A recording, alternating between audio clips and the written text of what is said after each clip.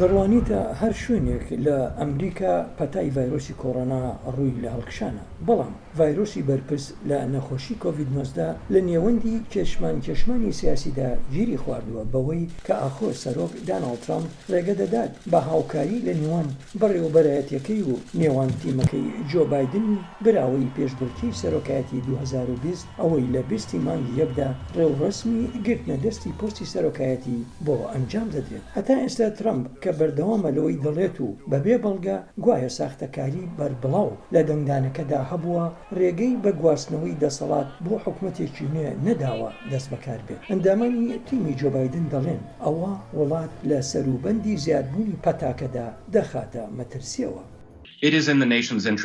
ئەوە لە بەرژەوەندی وڵاتەکەیە کە تیمی گواستنەوەی دەسەڵات هەڵسەنگاندنەکانی هەڕەشەکە بکات بۆەوەی کە تیمەکە لەبارەی پلانەکانی دابەشکردنی ڤاکسینەکە بزانێت و لێ تێبگات و هەروەها پێویستە بزانێت بڕی ئەمبەرکراوی ڤاکسینەکە لە خوێن، هەروەها ئایا ئاستی هەبوونی ماسک و دەستکێش لە چیدایە. زانیاریکی زۆر هەن کە پێویستن بدرێنە تیمەکە، ناکرێت ئەمە چیتر چاوەڕوانی بۆ بکرێت. بە گوتەی ڕۆژنامەی واشنگتن پۆست سەرۆک ترامپ بۆ 5 مانگە ئامادەی کۆبوونەوەی هێزی ئەرکی ڤایرۆسەکە نەبووە، بەڵام هەفتەی ڕابردوو سەرۆک ترامپ باسی لە خشتەی کاتی ڤاکسینێک بۆ نەخۆشی کۆڤید-19 کرد. ئەم پرۆسەیە دەستبەجێ دەست پێ دەکات و بە ملیۆنەها ڤاکسین بەم زوانە دەنێردرێن و هەمویان ئامادەن و چاوەڕوانی پەسەندکردنی کۆتایین. ئەدمیراڵ برێت جیروا ئەندامی هێزی ئەرکی ڤایرۆسی کۆڕۆنا لە کۆشکی سپی دەڵێت هەوڵەکانی بەڕێوەبەرایەتی ترامپ بۆ بەگژداچوونەوەی پەتاکە بە ئەندازەیەکی زۆر دەدرێنە هاوڵاتیان لە نێویاندا بۆ ئەندامانی تیمی بایدن. دەمەوێت هەتا بتوانم لەگەڵ هەمووان ڕوون و ڕەوان بم. ئەمە مەسەلەیەکی سیاسی نییە، ئەمە مەسەلەی تەندروستی گشتیە و ڕزگارکردنی ژیانی ئەمریکایەکانە. جا بە هزری من هیچ شتێک لەوە گرنگتر نییە.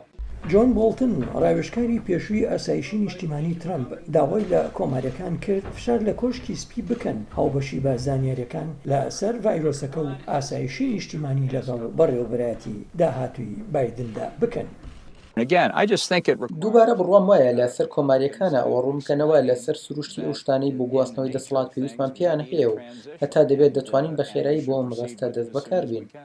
بە جۆرەی زانکۆی جۆنز هاپکینز لە ئێستادا لە ئەمریکادا نزیکەی 11 ملیۆن حاڵەتی پشتڕاستکراوی کۆڤید-19 هەیە و هەروەها نزیکەی 246,000 مردوو. وڵاتە یەکگرتووەکانی ئەمریکا لە ژمارەی حاڵەتەکانی پەتای ڤایرۆسی کۆڕۆنا لە جیهاندا لە پێشەوەیە.